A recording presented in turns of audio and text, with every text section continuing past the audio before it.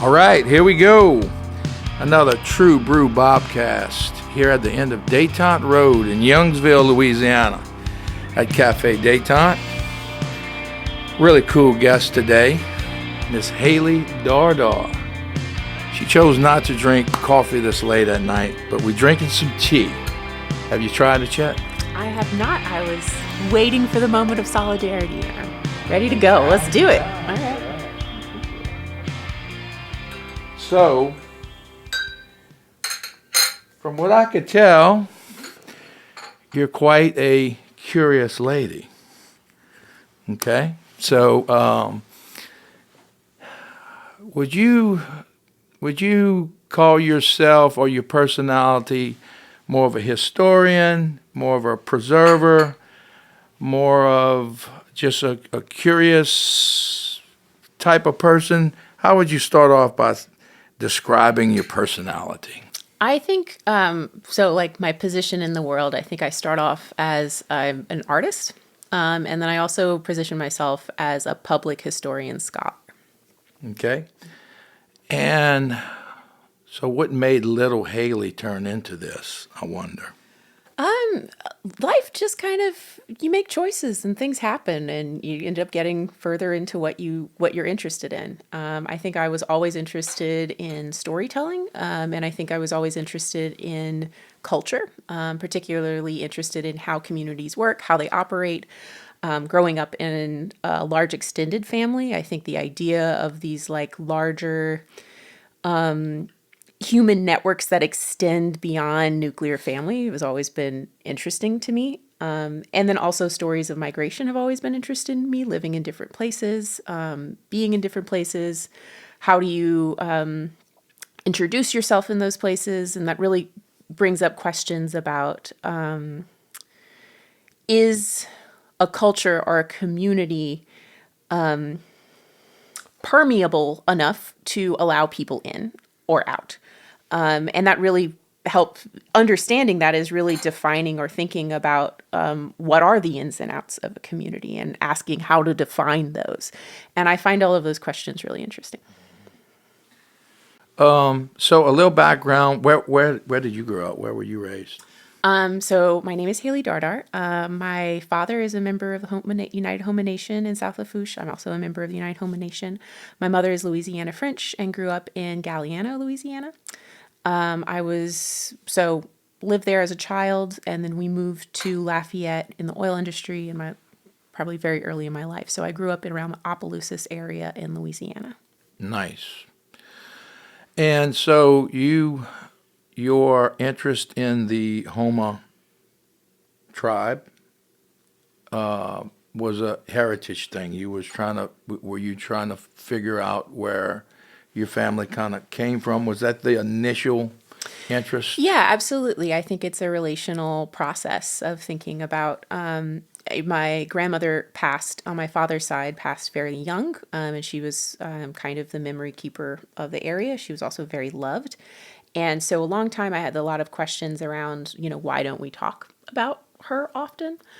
And then as I grew up and as I started to look into things, I realized it's like, oh, it's a pain because she was so loved. It's hard to think about her being gone. But within that also within that pain is also a lot of memory, that I was always curious about. How do we get to that memory and what is that memory? And, just trying to better understand those parts. Mm-hmm. So a little bit about the Houma tribe.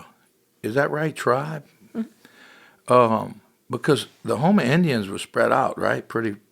What was the range? Tell us a little bit about what you know about the Houma Indian. What's happening with all that? Yeah. Yeah. So the United Houma Nation is one of the current iterations of the Bayou tribes. So there's quite a few Bayou tribes. United Houma Nation is one of those. They are a state recognized tribe and not a federally recognized tribe. So that means that the state of Louisiana recognizes them as a tribal unit, but the United States federal government does not recognize them as a tribal unit. So they're not a sovereign nation. I would argue that federal recognized tribes are also dealing with what is sovereignty in a situation where they're controlled by Congress. larger Hali aluminum hat conversation on that. But what it does mean is that there's a lot of funding through the Bureau of Indian Affairs to support indigenous communities that are federally recognized. That goes into health services, education services, land services, and child services. As a state recognized tribe, the United Houma Nation does not have any of those things. There are federally recognized tribes within Louisiana. There's the Coshada, the Chitimacha, the Jena Band of Choctaw, the Tunica Biloxi tribe. Oh, I'm missing two. So back in the day before settlement, 1700s, let's call it. What did that look like around here? Did the tribes trade with each other, and did they communicate? Did they intermingle? Yeah, absolutely. If you want to deep dive into that, one of my favorite books was just made by Peoria historian Liz Ellis. She's a Indigenous Studies scholar at William and Mary College. In 2022, she wrote this really great book called The Great Power of Small Nations. And she talks about the question of why do indigenous communities look so different in the lower Mississippi River Valley than what you see in other places across the United States. What does she say? So it's a lot of it has to do with the laundering that happened through the passing of the colony from French terms to Spanish terms, and then Spanish terms to French terms, and then French back to the United States. A lot of what was considered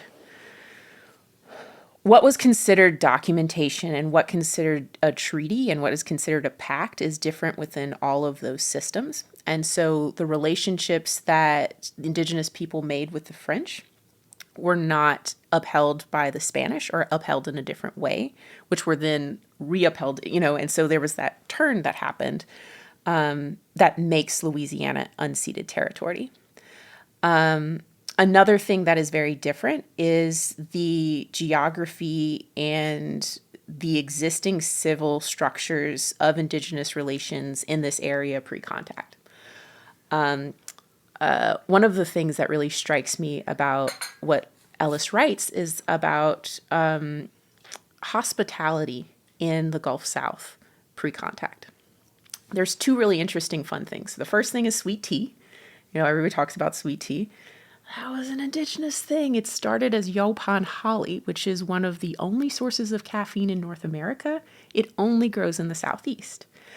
Yopan holly berries were traded by indigenous communities, particularly indigenous communities in the lower Mississippi River Valley. They mashed it up and made tea? It's leaves. So you like can take... Like a bay leaf, you put it in the water. Exactly.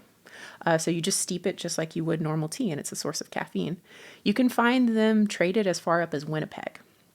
And so this indigenous network of trade was existing, and we can tell that indigenous communities were having cups of coffee together. Well, actually having drinks in an amount that would make you vomit in a spiritual way, but that's another conversation. Ayahuasca kind of thing? No, more of like a purging? More of a purging in a not fun way. Yeah. Right. No, great. It was happening when someone died, You did it when you were really trying to get rid of something. It was no fun involved in that. So sweet tea is one of the things that existed that we kind of define as Southern hospitality. That's really just the fascia of indigenous civilization that has continued to this day. Another one is Southern hospitality. Because of hurricanes and because of the weather that happened in this area. To pull it together with each other. There was this existing pact, particularly in the Mississippi River Delta area, that if someone comes into your community, you don't need to know their name, you don't need to know what they're here for. You give them food and you give them a place to sleep. Universal understanding. You might wake up in the morning and kill each other. But for tonight, you're going to eat, you're going to sleep, you're going to wake up, you're going to deal with whatever it is. And that type of hospitality really formed the way the geography and the locations of French settlements in Louisiana different than other places, and it also really informed how colonization transpired and looks a little bit different than other places. So if we're thinking about these kind of indigenous values as a fascia or something that wraps around the muscles of an organ, think about this idea of hospitality. Instead of trying to pierce through and chop the piece together, it's just slowly putting more things or people within that fascia. And so some of the things that we still see as Southern hospitality are really indigenous values that everyone who was relationally accepted by indigenous communities has continued and perpetuated, that have become Southern culture. Let's fantasize. Let's do it. What would we look like around here? Oh, I wouldn't even be here. You would be here, probably. What would it be like today if Columbus would have died? Would have if the whole continent or the whole North and South America would have been uncontacted and left alone? What you think? What do you think it would look like right now? I mean, because you get to, South America, and when they were building around Belize and all the pyramids, all the civilizations, they had it going on, man. I mean, they knocked out 90% of the Native Americans when they came with disease, but they had some sophistication going on. So I would have to believe. I mean, Europe had, hundreds of thousands of years head start, but I don't know. I would like to think it would be a much better place to live. I don't often think about that within my work. That's not a fantasy that I don't think I've ever really dwelled on. The colonization jacked everybody up. I mean, seriously. I would, when I think about that, I think that it wasn't necessarily the existence of contact or the exchange of ideas, or even, well, to an extent, the exchange of germs, except when it was like done in biological warfare. I think that what really because that would have happened. I mean, Africa was trading with the Caribbean and South America far before, Columbus did his jam. We were like Alaskan tribes and tribes in Japan were connected. It wasn't like this was just this random isolate that was discovered.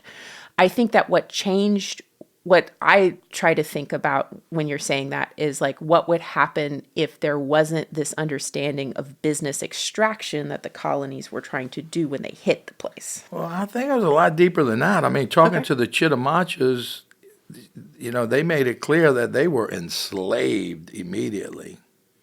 Mm-hmm. You know what I mean? They were enslaved. I mean, that's a buzzkill. That changed a lot. But I guess my brain goes to, I'm sure it was a lot of turmoil and geographic land and, as the population would have grown.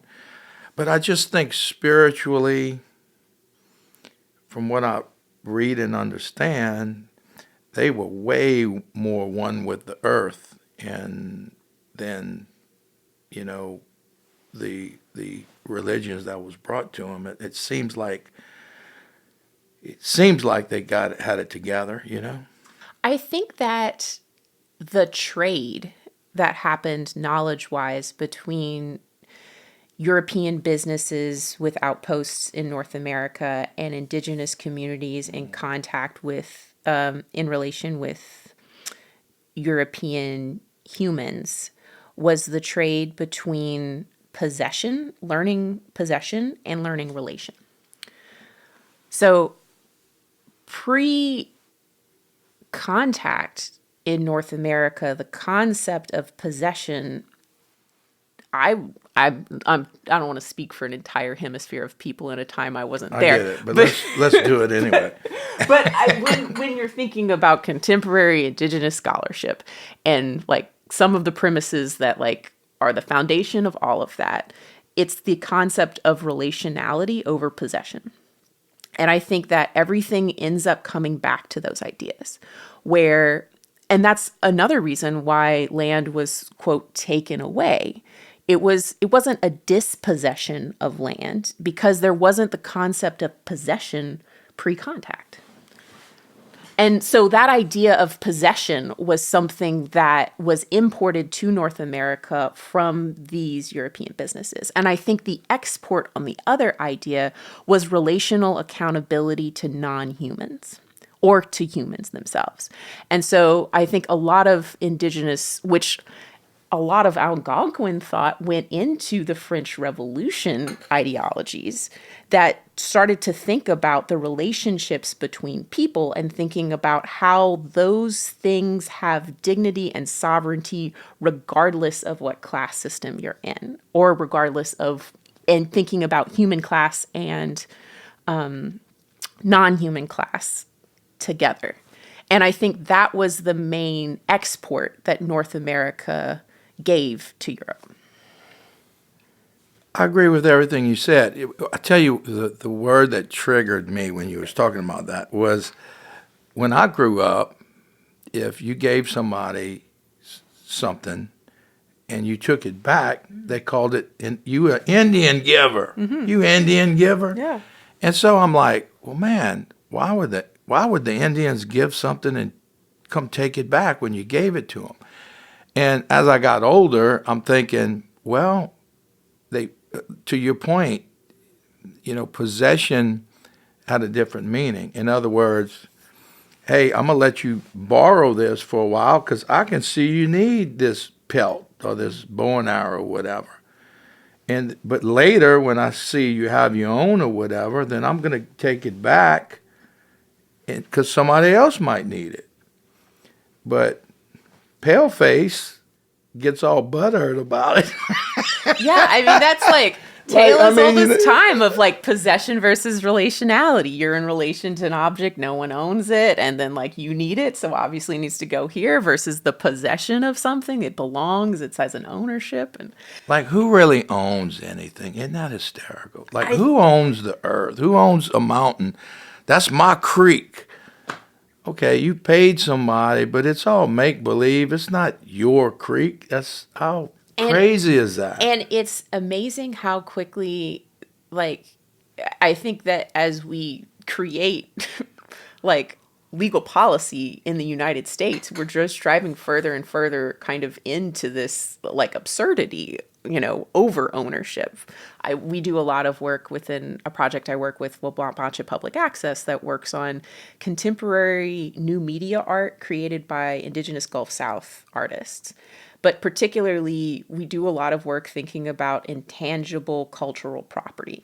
Like, so thinking about how do we make intellectual property that works within existing U.S. copyright laws, but presents a sovereignty that is expected in a relation type of interaction rather than a possession type interaction. But it's just interesting because it's like it always goes back to that. You could have all these conversations, but it always goes back to that conversation between possession and relation. That's just generally at the crux of a lot of these things. No, it is, and it's silly. And then I think about our buddy Panat, because the Buddha says it's all about how do you attach yourself to something, and when you attach yourself to especially material or object or something, that's where suffering comes in. And so I love the way they think about it, and I think it's close kin to the Native Americans thinking. And anyway, we can go on about that. So you love language, and so why is language important, and what? Fill us in on what about language that you've studied Are we trying to preserve language? Are we trying to bring it back? Are we trying to interpret it? What are we trying to do? What's happening with all this? What's happening, What's Haley? happening? Yeah. Fill me in. Yeah. I think that my interest in language began with my interest in cultural memory.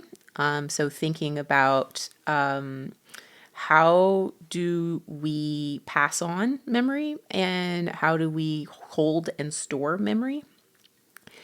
And if you get too far down on those rabbit holes and you start putting on enough aluminum hats on that, you realize, like, you get to this crux of realizing that the way that we shape our, I mean, it's called the Sapir-Whorf theorem, and that's like the tale as old as time of what all of linguistics kind of. Okay, you got to coach me up a little bit on that. Okay, so Sapir-Whorf theorems are like at the bottom of all linguistics, and one person they say that, like, does the way that we see the world impact our language that we use, or does the language that we use impact the way that we see the world?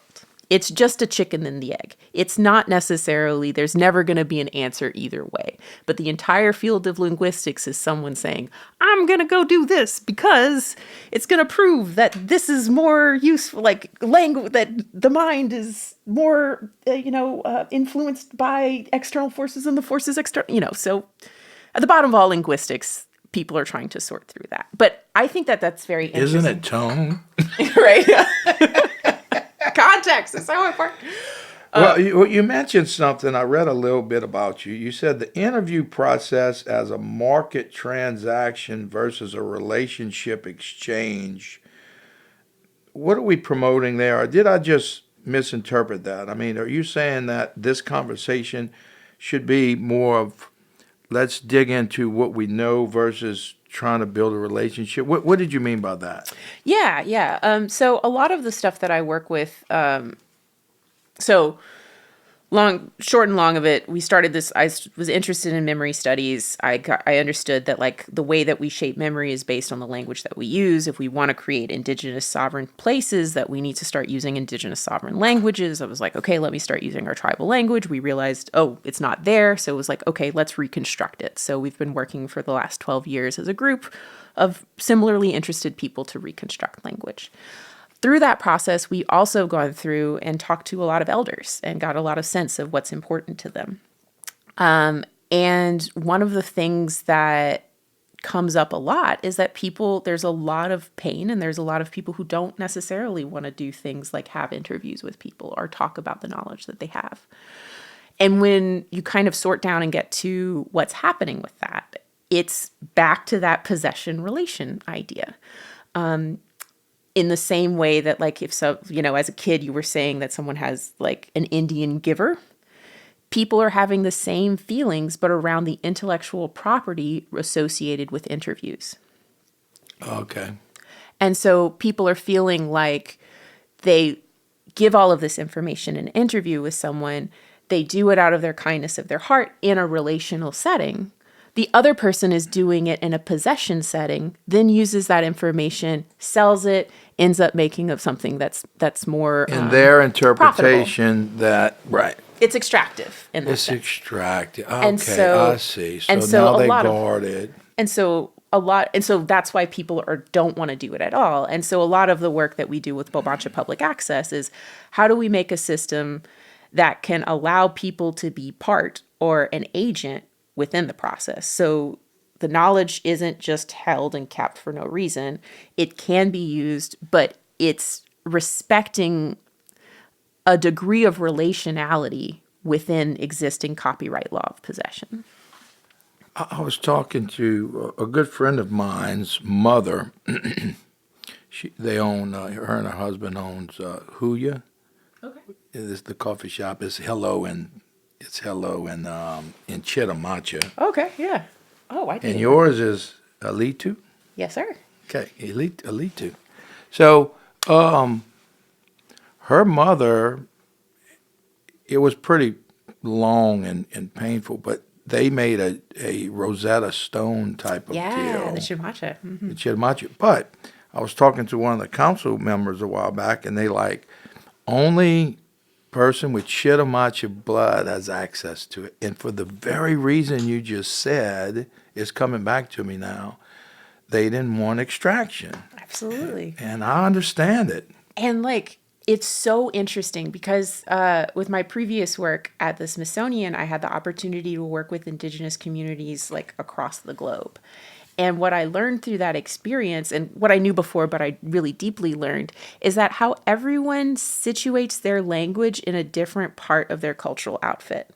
So some people see language as the hat that you wear that you can give to someone else. Some sees it as like a coffee cup that's just gonna go. Other people see it as their underwear, something that's incredibly personal.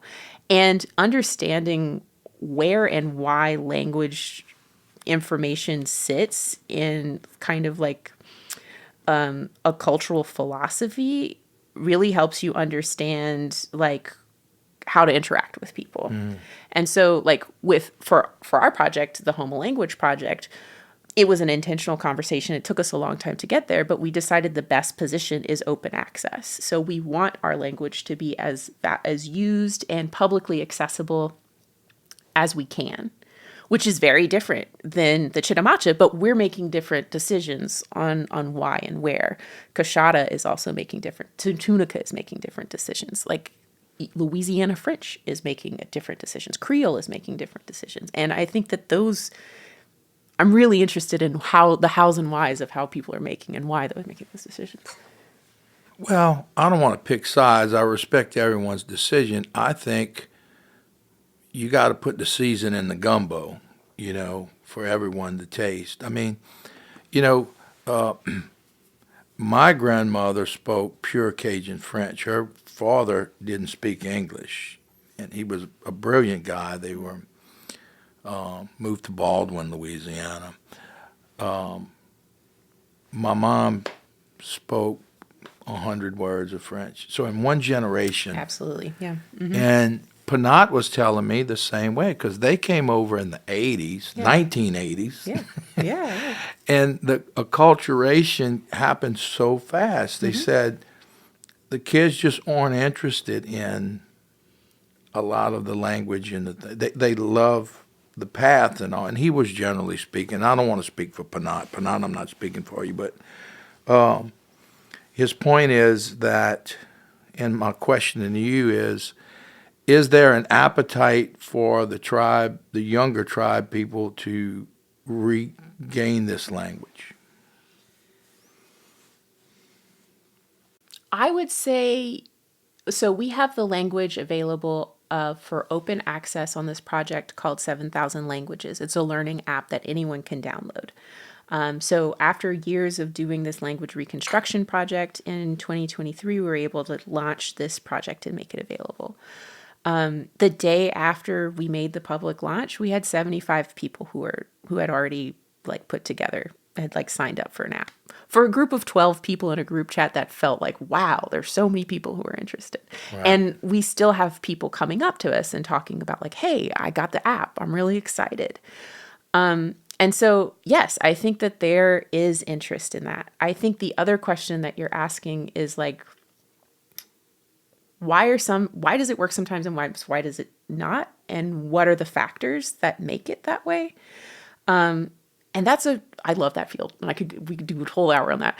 One of the interesting conversations about that is like what's happening in Catalan. Which is Basque country. So the Catalan language is a minoritized language in Spain. It's positioned very similar to the Louisiana context as like Louisiana French. And they had their own project that was similar to Codafil that launched to try to get the language back into the schools. They were much more successful than I'd say Codafil is. Sorry, Codafil. But one of the things that they actually did is the entire generation of Catalan children can speak. Can speak, but they won't. They won't because they were forced to do it in school and they didn't like doing it. And so now you have an entire silent generation who are raising kids. They didn't like the authority side of it. They didn't like the way that it was brought into them. They felt it was forced. Yeah, there's a really great, incredibly great quote that's like, just because school is really great at extracting language from people doesn't mean it's great at putting it back in. Well, I agree with all of those things. One thing that broke my heart, because I was raised in that Centerville, Franklin area, and I went to school with several Chittimacha Indians, good friends of mine. And I was talking to one of the council ladies, and we was talking, about similar what we talking about. And they lost so much documentation, and because she said, a lot of people in the tribe left the tribe, changed their name, and didn't even associate with the tribe to, get into the mainstream of society. It was so sad. And look, we all have those stories. I mean, the Cajuns have their stories. I mean, mine was Luca. I came from what I understand, from Naples, Italy, and we came here and changed the name to Luke. Everybody's just trying to survive and make it happen. But she said they lost a lot like that. It makes me sad.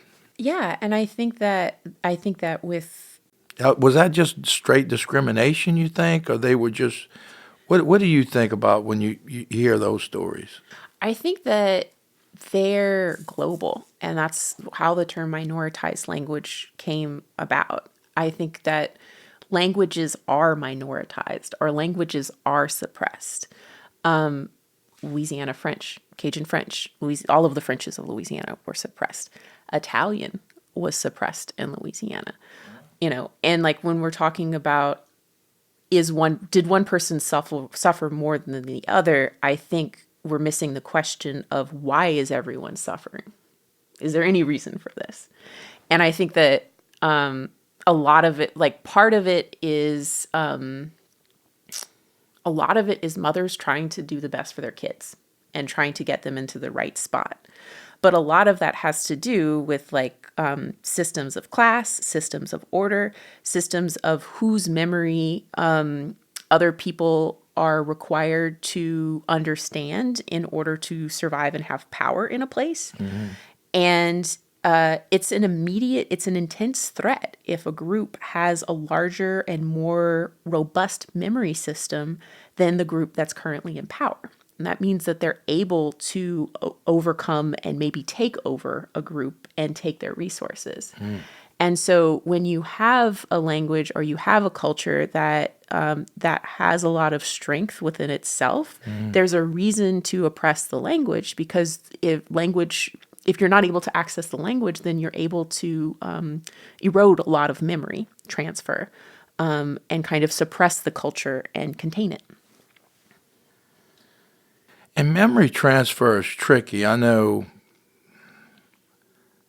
I hope nobody relies on my memory. But I mean, memories just stacked on each other. Yeah. And like I think of my life, and I always like to think of the good things, and it's enhanced, and but y'all rely a lot on memory history. Memory, I like the quote that memory is learning what to forget.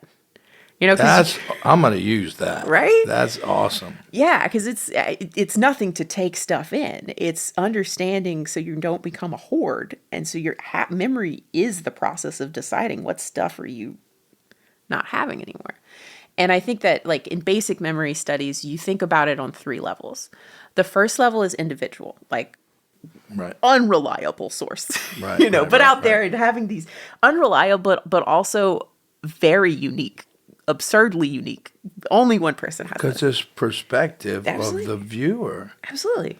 I mean, the crime world knows that the most untrusted is an eyewitness, because it's their perspective. Yeah. And then It's it goes everything haywire. everything that might be on their mind, the way their language is structured. I mean, there's so many different things that's different. The other way to look at memory is through collective memory. So if you get people together, and I think that when we're talking about collective memory, we're really talking about like how we move through the space and things. Like the language we're using together is a collective memory. I'm saying words, you know what they mean because you have a collective understanding, and that's how we're able to move and vibe in this space. The third level of memory is disembodied memory. So that's memory that's not living between humans that are alive. And a lot of stuff gets lost when things get that far away. Like a piece of memory is a piece of art. That's an artifact. Art comes from the word artifact of memory. Books are disembodied memory. Every culture has a way of storing disembodied memory. I think that when we think about books and writing, we think that is the way it's happening. But that's just a Western process of that. There are dances, there are rituals, there are landscape buildings. There's a lot of different ways that cultures decide to disembody memory. And when you destroy those places, you're destroying something much more powerful than when you destroy a human. Yes. Everything you said is right on. You know, I love history and I love to learn from the past. But you know, all those books and all those memories and all those captured ideas were done in another place and time. And it's almost impossible for us to, relate as they did. No different than if me and you wrote stuff down and our grandkids read it or whatever. We living in another space and time. And so, what are we doing with our life right now? We want to, I think about my ancestors, all that. That's my grandpa right there, about to go to war in World War II. But I don't know. How much time and energy do we spend trying to unravel the past and forfeit living in our own lives? What's your thoughts on that? I mean, some of living or you can escape to anything, and the past is another way you can escape. And that just goes into the whole human avoidance of death. Sometimes we try to go a lot of different places when we're not ready to accept the fact that we're a bag of meat whirling around a rock. I'll get you on that. We can have a bunch of podcasts there. And, I'm, no hate on whatever people choose that doesn't hurt other people, that makes it through livable in that sense. Let's drink some tea to that. Thank you. That was the quote of the interview so far. Thank you for that. What is it? Lost my train of thought. I wanted to ask you something about language. What is it if you had your magic wand, what would you like to, your 12 years of work and your language and all, what is the best way to share it and for people to see it, get a piece of it, get a piece of understanding of it? What would be your wish? Well, to be clear, it's all open access. So if you go to houmalanguageproject.com, our website's a mess, but you can get to the dictionary, you can get to the learning app, you can get to the point where we're explaining everything that we're doing. Go wild kind of thing.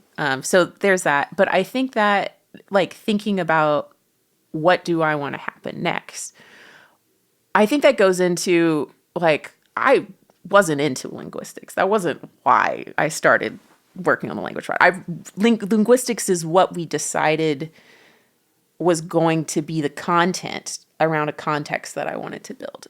Colleen Billiat, the co-founder of the Houma Language Project, would really identify that sovereignty belonged into language. And so she was really interested in making a linguistics project. My interest coming from memory is thinking about how do we make a digital space, a memory place for people who are not able to be in the same geographic area. Got it. One of the things, like to go back to this idea of what even is going to be here after so many years of time, a very memed indigenous frame for that is the 7 generations. So thinking about 7 generations past and 7 generations future. So when you're trying to make a decision, you should be able to think back 7 generations and think about what would have those people have done. And then you should also think forward 7 generations. And a generation is 20 years. Yeah, precisely. And so when I started thinking back and forth about that, 7 generations before, the things that we have that are still around are the mounds. And thinking about how terraforming a flat place was a way that we created things that were not forgotten over 7 generations. And so when I'm thinking forward 7 generations, I'm thinking about the digital landscape and thinking about how can we terraform that? Nice. What is a mound that we can create in this new web space? And to me, that's a memory that's based in code. That's a memory based in interactions. And so my interest in the Houma Language Project was creating a relationship network that is digitally based of an indigenous community. And so when I'm thinking about that magic wand moment, I would like for us to extend that network and continue to build on creating relationality or places and contexts for relationality in the Indigenous Gulf South online. Is DNA, the 23andMe and all that, are y'all using that any to try to get the tribes back together? People have wildly intense feelings either way about that.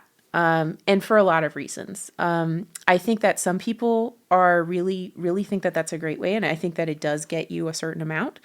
I think it kind of goes back to that question of possession versus relationship too. With this idea of like, do you possess blood? And do you possess enough blood to call yourself something? And is that what it really means? Or a relationality of thinking, I have been in this community, I have contributed to this community, I have memories and involved in this community, and I'm moving things forward in that memory body. And so I don't need a test to tell me what I feel I am. Exactly. And people feel, those are kind of the two camps. And people have intense, some people don't care and they're in the middle, and some people have intense feelings on either side of those. Well, I was talking to Dr. East, and she wrote a book on the Southern Creoles, and a lot of tribes was a big part of the Creole life and world, and you talk about language. If you go on the African American side, we laugh all the time. Everybody didn't speak African. There was thousands of languages. So they had to learn each other's language together. Then they got here, they had to speak English, Spanish, or French. They came through the Caribbean. And so then the Cajuns came, and then they met the Indians. And so what a beautiful language the Creole has, with all of these different sounds and meanings, and it seems like they're cutting words off and all, and you're just like, well, they can't even speak proper English. And I'm thinking, they speak in 6 languages right there. Yeah. What are your thoughts of y'all of the Houma Indians in the Creole culture? We just did Bobancha Public Access, which is our, it's kind of like an intertribal art collective or new media art collective. And so we do a biennial. So every 2 years we put together 24 hours of contemporary content made by people in the indigenous people in the Gulf South, and it's all new media. So it could be interviews, it could be like video art, it could be, performance pieces. But the idea is that it shows that there's enough people making 24 hours of content, new content every 2 years. And so we just wrapped our last biennial that was happened November 9th of 2025. And this year's theme was kinship, and it directly was 24 hours of thinking about and expanding on that process and project, and thinking about what is the relationality between Creole and indigenous cultures in the Gulf South. What did you find? It's hard. I don't have it. We had it at 24 hours. I think I have it down to like 10 minutes. I haven't gotten it to podcast size yet.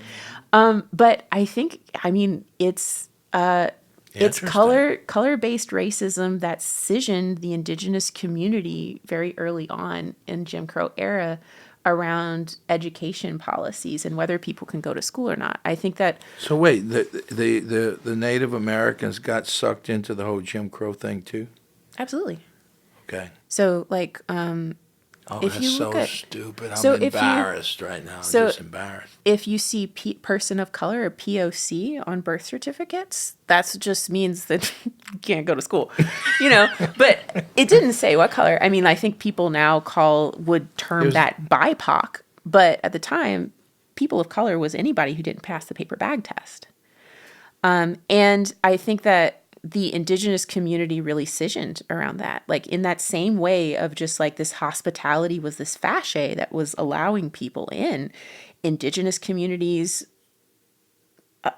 came in deep relations with African communities, and specifically African maroon communities that were occupying the same pace and often helped by the indigenous communities.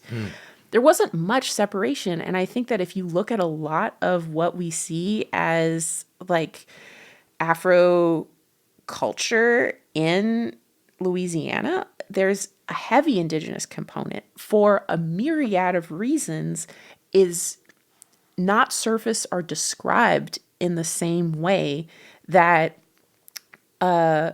white indigenous culture has been allowed to thrive.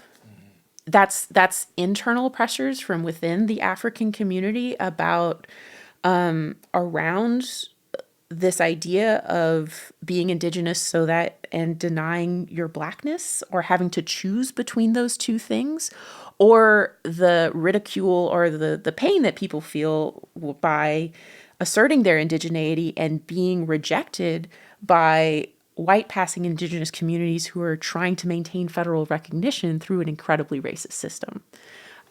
So it's has really that washed out? Absolutely not. I'm sorry. Don't slap me. No, I'm sorry. I'm just excited. I'm not upset. I'm serious. Yeah. I had a good friend on the podcast, DeAndrea. She's from Algiers, and she has Native American Houma in her blood as well. And she actually practices hoodoo and things like that. A lot of it came from the Native American side. So a lot of Creole stitching there. But I don't know. It all just makes me sad because of what we lost. All of this beautiful, wonderful culture that we could have all embraced. And I think that it's like we can't live in the past. We can just visit there. And if we're living in our own bodies, how uncomfortable that might be, one of the things that we can do is working on that acceptance. I think that as white passing indigenous people need to be more welcoming, full stop, and more accepting, full stop. I just don't like those words because, just the word accepting is, it goes back to the possession. Oh, you're right. Yeah.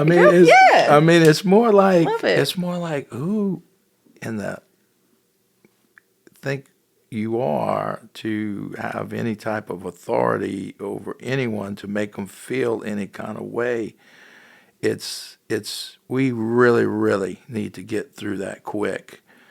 And I know my three kids, I mean, they'll pull up a chair right now, and there's no, they fierce defenders of anything like that, you know. So I hope it's changing. It's easy for white man here to say that, but I hope it's changing quick. I think that also, like, you're right. That's absolutely not the good way to say it. Thank you for making me realize that. I think that, like, I just lost my thought. Yeah, I think that something that often comes up within just like a splinter that I feel that we need to address somehow within the Indigenous community is that it's often said that Indigenous people were not allowed to go to school until the 1970s within Louisiana. That's partly true. Indigenous people were allowed to go to colored school within Louisiana. They were not allowed to go to white school within Louisiana. White public schools. Correct. And so whenever Indigenous people in Louisiana like hark about their inability to get an education, they're missing an opportunity to talk about how the color line affected the education system in Louisiana. So at the same time where we're victimizing ourselves, we're also making a point where we're alienating ourselves from an entire other community who was going through the same thing. And also asserting that Indigenous people were somehow, like, a lot of the reason why Indigenous people did not go to colored schools was because they were too racist. Or they thought that and that race is coming from a power class system of, if my children go to this school, then they will have the power and class that this group has. And I would like my children to have more power and class than that. And so I will oppress the other group in order for me to survive. But you had a government behind the whole system. Wait, system? Yeah. I would argue we still do. Well, yeah, you know, even the pilot schools and all that stuff. I mean, it's just it's silly. Well, hopefully AI and all that stuff comes in and just sort of tears all that old brick and mortar stuff down, and we can speed past that. I would like to think. I don't think the objects of the system will destroy the system. It might. I think it will. You gotta have more hope. I have hope. I don't think that's a good for anyone. No. Why not? I think that's the same way as waiting patiently and thinking that someone is going, that's patient Christianity, waiting for someone to get their judgment day when they get to heaven. And I think that might work on an individual level. But as a collective, we need to realize that we are parts of these systems. And so just as much as we are the ones who are benefiting from it, we are the ones that were hurt by it. We are the ones that are powerless in it. And we are also the only ones who are able to change it. And somehow we need to accept that we are all of those things at once. Agree. And, for me, I wouldn't want anything to do with it. If I was in, why would you, my kids went through it. It's complicated. But in the end, it's how do we live this little short life we have together and enhance in each other's. Why are we trying to make everybody one thing? Instead of celebrating everybody's, what they bring to the table and all live together. Why are we trying to conform anyone? Yeah, absolutely. I agree with that. I don't think that anyone should in that sense. But I think that we also we can't live in the past, but we do need to understand that the systems, and we are still living in the systems that were created in the past. And those systemic structures are problematic, and we need to be part of revising those, changing them, or creating new things Now, that are is more that equitable. is that our laws? Is that just the way things are structured, and just mainly because a numbers thing? Was way more white people in the United States history than in the majority wins. That's actually an interesting point, is that like in Louisiana, white has mostly always been the minority. I think there's like 34% black. I didn't put in all the groups, but I bet it's under 50%. We can sure Google that up. But so But why doesn't the minorities express more power in the state? Why don't we see more color leaders? I mean, that's just kind of the money game. I mean, just because you have people doesn't necessarily mean that you have the resources to do things, I think. Yeah. There's Man, you realize Jeff Landry won and 13% voted. 13%. Yeah, I mean, there's no reason to vote. That's, There's absolutely no reason to vote. It doesn't necessarily do much. but I mean, isn't there a point where that's the reason to go vote? I mean, if 13% is determining who gets in office and you got 50% minority can vote. But that doesn't necessarily mean that the districts are created in a way that voices anything other than a majority interest. You can't be redesigning the rules and also playing the game. Well, let's agree on hope. We're going to make it happen. So the whole shifting a little bit, the sovereign nations, the reservations, good idea, terrible idea, failed social system. Looking at it in 2025, looking back, what do you think?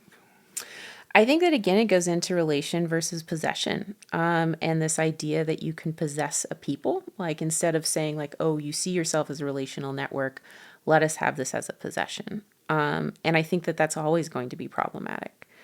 I think that indigenous federal system. I mean, I think the idea that you have to be acknowledged as sovereign by another group other than yourself is antithetical to the concept of sovereignty. And I think that that absurdity is based on possession and is just kind of one of the many cognitive backflips we do in the United States Yeah. to make it all make sense. Yeah. I think that in general, like if we think about how this land has been used in time, like there's a distinct line between like places with fertile land that became indigenous settlements, and then those places on the river becoming plantations, those places that were plantations becoming places of detention and servitude and slavery, those same places being transferred into places after sugar wealth, being transferred through the same family power systems into oil wealth, and that oil wealth now being transferred into other business opportunities and industrialization in the area. And I think that that absurdity is something that needs to be reconciled. Agree. And all that happened and still happening.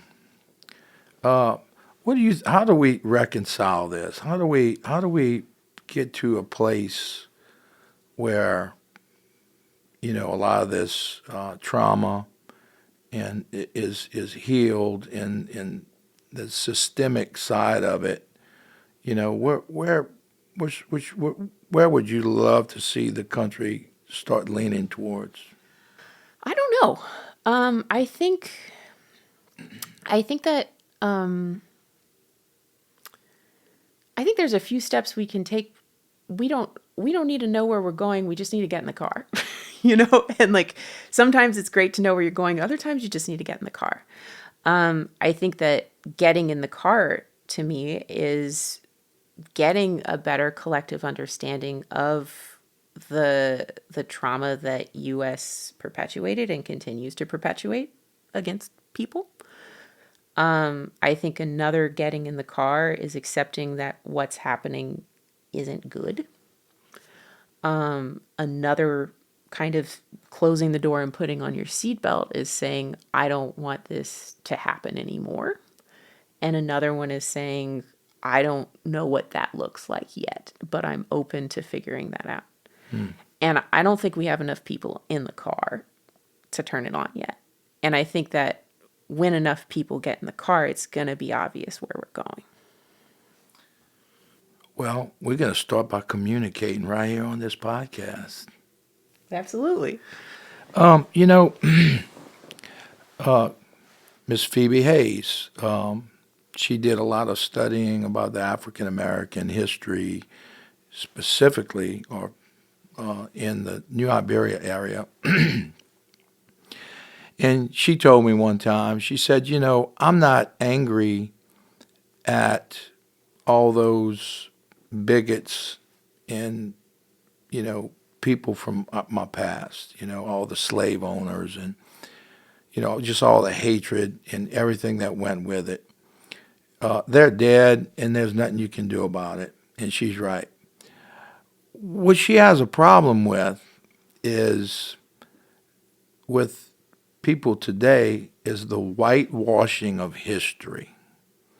And I think what she meant there was that, hey, we have to write the history here. The history books was written by a bunch of white people coming through and telling us how it was. Let's start by saying writing the history. In other words, don't whitewash what happened, because that's a function of denial and lying to yourself and everyone. Do you feel the Houma Indian, is that kind of what y'all trying to do by bringing this history up and saying, hey, look, I don't know what the history book says, but this was the Houma Indian. We're loud and proud, and here we are. And we're going to talk about racism. We're going to talk about how it really was, And is that a good place to start? I think the first part of what you said was like your colleague feeling like they had accepted and forgiven things. And I think that in a Christian cultural sense, that's incredibly important civically to do. But I think that bodies don't necessarily do that. And I have to correct you. She did not forgive them. Okay. No, she didn't forgive them. She said she's not mad at them because they're not here to be mad at. There's nothing forgiven there. I think my point I'm trying to make is that like there is wrinkles in people's souls that were put there by previous generations through trauma. And the healing process, whether or not you forgive people or not, is doing the laundry and ironing that out. And that's a consistent issue that people are doing and having to do. And truth is one of those ironing boards that goes through things. I like that. Yeah. And so this process of redefining epistemology being how do we know what we know? And how do we know what we know a few generations ago is what people who were outside of the community said about us. And it was told that way because, savages, this and all those things that was said about Indians. Cowboys and Indians. It was good. You know what I mean? I'm trying to think of a Louisiana specific, and I can't think of it on top of my head. But like The reason for that is because the disembodied memory that was accepted at the time were books. And at the time, because of a lot of educational stuff that went down, not a lot of indigenous people in Louisiana were contributing to that epistemology. They were contributing to epistemologies, but they hadn't gotten to an interaction point where that was a natural thing that was happening. And I think within this generation, we have a group of people, or I'm not saying this generation, I'm saying the more people who are either A, solid and interested in standing up for their own epistemology and interested in contributing to Western epistemology, the more those things change. And I think that the digital space is a really cool spot where that happens. You can erase some stigmas and different things like that. And also the idea of text being God is a very Western printing press based Gutenberg idea. Mm-hmm. The idea of oral history being valuable is something that happens that now can be digitized without having to go through the process of text and can be shared to a multitude. So the idea of oral history epistemologies being able to be proliferated and also as valued as text is flipping the script on what cultural milieu is more powerful than the other. Yeah, and look, right now it's all teaspoon pieces, and if it hits your algorithm, they got a lot of people out there giving little teaspoon pieces of knowledge that I love. You keep up with Dr. Gabor, you know Gabor? Okay, so he deals a lot with trauma. I listened to him a little bit, and I remember he was talking about the American Indian as in general, and he's just like, Americans think that or white America believes that, Native Americans are predisposed of alcohol and alcoholism, and that they fall into alcoholism. And he's like, or it can be 300 years of systemic trauma they haven't been able to deal with. How about that? How about thinking of that, And I remember the guest was like, wow, I didn't, and I was that way. I'm like, well, yeah, it's dismissed. It's, like suck it up kind of thinking. And I'm thinking, man, this is really deep. I mean, what's your thoughts on that? Yeah, I absolutely agree with that. And I think that like when I feel similarly about the war on drugs, that same idea of like, how can you bring so much pain to people and also not accept when they are in pain? I think the same thing about like why we don't have public infrastructure in America, or why there's so few third spaces or places that are not home or business in America, is because we don't have the social systems available. And so anyone who needs something ends up in a third space.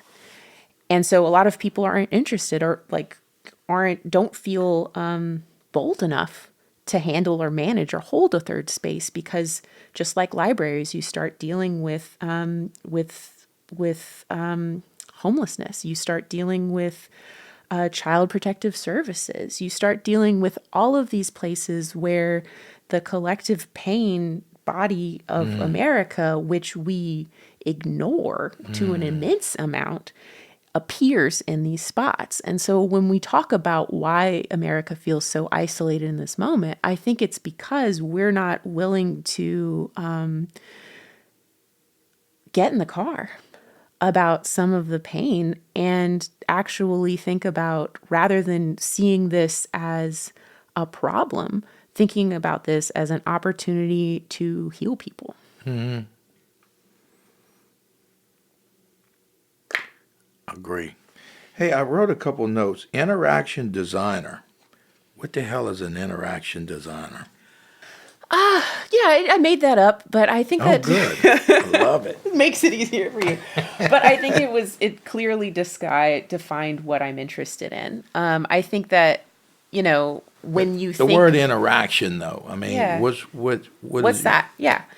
When you think about a painting, when you're thinking about painting, what you're thinking about the medium that that artist is using at its abstract moment is color and pigment. So the medium of painting is color. When you're thinking about film, the medium that an artist is abstracting is time. They're bringing you through a time. Yeah. When you're thinking about digital spaces, the medium at the bottom of that is the click. It's the interaction. And so what I'm really interested in is thinking about how do we design those interactions? How do we tell stories over a digital medium? How do we create memory artifacts in using a click or using an interaction that people are having?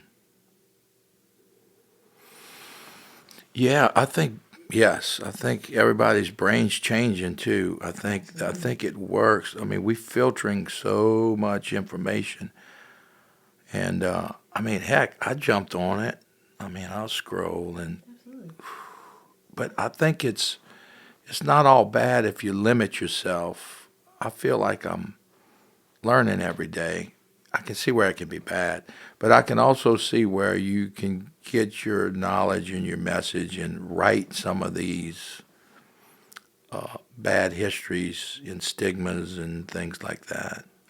Change is scary. I don't think that it's good, or I think attaching yourself to any outcome is pain, Yeah, but like change is going to happen. And I think a thing that I think about a lot is like, how do I make change into something good for myself and my community? Because right, like that's the only thing I can manage. right. And so how do the things that I do, do I have any kind of management over the change that the internet is doing to my brain? And can I make it in a way that I'm still able to function? And like it's just, yeah, it's wild how much it changes you, right? I know it is. You got to really be aware of what's going on because it'll take you for a ride. So, Yeah. what big things you working on for 2026? I'm trying to I guess be more impermanent, I think is one thing. Thinking about trying to be in one space less, trying to work remote more. Another thing that's happening in 2026 is I'm an incoming fellow with the Center for Louisiana Studies. So it's a 5-year kind of, I don't know if it's a residency or a fellowship or something, but it's this idea of liaising with the center to think about what projects can we develop forward, how can we bring the things that the research and the ideas that I know through my network, and how can I bring those relationships to the center, and how can I understand what's happening at the center and bring that information into my relations. So I'm really excited. I don't know where that is. That's kind of just like a big Yeah. open door. Another thing that we're working on with Bobancha Public Access right now is so Bobancha Public Access is an art collaborative. So it's a bunch of artists that in the best of times, we make weird art on the internet together. In the worst of times, we use those connections that we've created as a mutual aid network, specifically in hurricanes or storms, to support communities in need. Awesome. And so we build this network by doing stupid internet art, but then when things go down, we have all of those connections in place and we're able Oh, to clever. mobilize it. Very good. And so it's kind of like the same way that a Mardi Gras parade is kind of like a fire drill for a hurricane. Like it's the same situation. I love it. Yeah. You don't have any communication's down. Right. No one can find water. You got the 3 people you came Right. with, and you don't know what's going to happen next. Right. And every year we go through this this fire drill together, and we have a blast. And then when the actual hurricane comes, there's a surprising amount of overlap between my Mardi Gras gear and my hurricane gear. That's good stuff. Yeah. And so, like, we have these cultural systems, like these memory systems or these rites are in place to help us exist in this geography. And so we're just trying to digitize that. And so what we're thinking right now is, like, how do we think about the hurricane, like, beyond physical hurricanes? What are the other hurricanes that are happening right now in this space? What are the other storms that are happening to members of the Gulf South right now? And how can we provide mutual aid for that? So we're thinking a lot about supporting our relations that are in the lower half of the Gulf of Mexico, who are still part of the indigenous Gulf South, that are currently being persecuted by our government. Earlier you called that the Bayou area, the Bayou tribes, you called them? What did you call the South Louisiana tribes? I thought you had a term for it. Oh, I was in that I was referring to indigenous communities in Mexico. Okay. But I thought it meant South Louisiana deal. I misunderstood. so it. when I'm talking about the indigenous Gulf South, what Yeah. I'm talking about is, like, the rim of geography that is around the Gulf of Mexico. yeah, that's what I meant. Yeah. So, like, that includes Mexico, that includes Yeah, Cuba, yeah. that includes Florida, kind of that holistic view of Yeah, what yeah. is the Gulf South. But when I'm talking about tribes within Louisiana, I usually just say the Bayou tribes as, like, the collective of tribes it. that are kind of in the Delta region, yeah. you know, that span, that are usually like Chitimacha, Biloxi, Houma, Choctaw. Excellent. Well, we can talk all night, but we got to let these people go. How can anyone get in touch with you and all these wonderful programs and all? Do you have a website? If you Google my name, that usually happens, then I think my website will show up. Okay. It's a bio site. It's just kind of a site on the internet. You can go to www.hali.to and you'll see my portfolio of things. Well, we need you. We need you to keep doing what you're doing, I'm spreading the good word and teaching us about our Houma tribes. We need this too, Bob. Thanks so much for having me on. I'm so glad I know. So you showed up at the Indigenous Gulf Stream is at Maison Freetown. Mm-hmm. How did you even hear? And so at that, we had a conversation, and from there you give me a text message like, "Hey, I have this podcast. Do you want to come on and stuff?" yeah. So how did you hear, or what was your thoughts It on was, that? I'm just curious and digging around, and I went by there a few times to try to meet Miss Fox. And, but me and my wife's first house was in Freetown. Like, Wow, I no could way. throw a rock and hit it from where it is. And so I was just, it popped up, and I saw they had a viewing there or something, and I just wanted to go introduce myself to her. And then you pop in. Perfect. The universe at work. It always happens. It always happens. So Well, look, maybe come catch us up at absolutely, another podcast. absolutely. All right. Well, we're going to let y'all go with that, Miss Hali DarDar. And stay in touch with the cafe. We have all kind of cool things going on. And we will see you later, alligator. Thank you. Cheers.